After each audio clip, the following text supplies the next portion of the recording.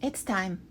It's time to talk about this man and the certain white powder. Much as I would love to credit some of the Freud's more peculiar theories to his use of a certain substance, it just can't be done. But what is the deal with Sigmund Freud and the stuff that used to be in Coca-Cola? No, it really was, not kidding. While I absolutely am not going to endorse the message in this tweet, I am going to say that they are right about what was in this bottle. Kind of, anyway.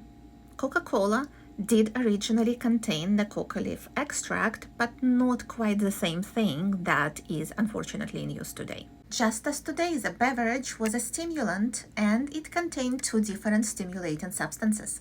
One of these substances we now know to be highly addictive, but it was not recognized as such in the 1800s. Or in the early 1900s, really, even though some stuff was already coming out by then. The beverages we know today as soda or pop were originally sold at pharmacy counters for a reason. They were considered to be good for you or beneficial, and therefore did include what at the time were considered to be medicinal substances. In this case, the ideal brain tonic. But it wasn't believed to just be good for your brain. Multiple different medical properties were attributed to this substance, some of which are actual properties of the substance, but they come with pretty serious side effects, which clearly were not considered at the time. And hey, after all, it was a natural remedy coming from leaves. What can possibly go wrong? One of the people responsible for popularizing this substance was indeed the Dr. Sigmund Freud, who was at the very beginning of his career at the time. This was Freud's first major publication, and while today we would question how scientific it really was, at the time it was considered so, even though he was mostly testing it on himself. What is completely unquestionable is Sigmund Freud's enthusiasm for the substance. We now know that this interest was closely connected to a friend of Freud's, another doctor. Wilhelm Fleiss was what we would now call an ear, nose, and throat doctor. And he had some, shall we say, interesting theories about psychology and how it related to the nose. And based on his theories and Freud's agreement with his theories, they together collaborated on treatment of a patient that went terribly wrong. This is Emma Eckstein before her surgery and then after her surgery when she would only take profile pictures because that treatment ruined her face and ruined her life. This case is very tragic and very graphic. I will provide you with the ability to read about this case if you want to know more. But what certainly can be said is that now we would recognize this as a very significant example of medical malpractice and mistreatment of a patient by both Freud and his friend. Both of them were at the time users of the certain substance.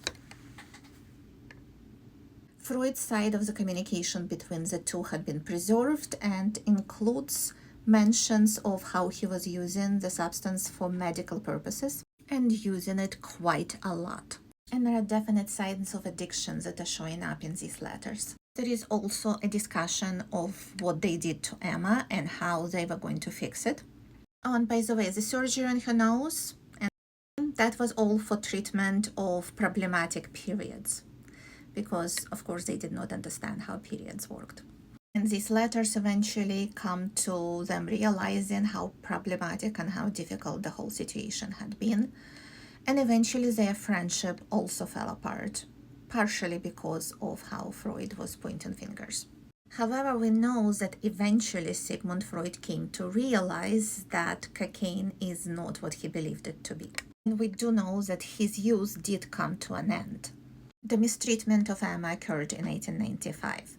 Before that, Freud recommended to a friend of his using cocaine to treat morphine addiction, which did not go well, and the friend eventually passed away from effects of his addiction. However, a few years after that, there are indicators that Freud really did stop using and certainly stopped recommending that substance. The interpretation of dreams was published in 1899, after Freud was no longer a user as far as we can tell, so while it's convenient to blame some of his weirder ideas on that, we really can't do that. And certainly a lot of his other work had been accomplished well after he could be considered to be abusing or using that substance. And now you know.